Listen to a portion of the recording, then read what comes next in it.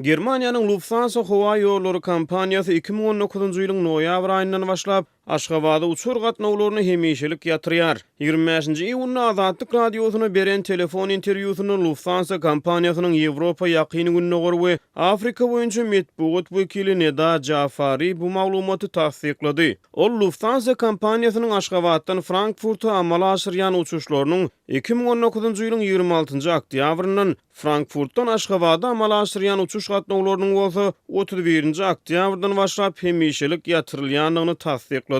Azatlyk radiosyna beren interwýusyna kompaniýanyň medpuat wekili Jafari Lufthansa'nın Aşgabatda uçuş gatnawlarynyň togtadylmagynyň aňyrsynak sebäpleri barada maglumat berdi. Onun tasdiklamagyna görä kompaniýanyň Aşgabatda amala aşyrýan uçur gatnawlary söwda taýdan özüni ödemeýär. Jafari Lufthansa'nın Frankfurt Aşgabat aralygyndaky uçuş gatnawlarynyň Bakuň üstünden amala aşyrylýandygyny aýtdy. Onun sözlerine göre kompaniya gatnawyň Frankfurt-Baku bölügini üznüksiz dowam eder.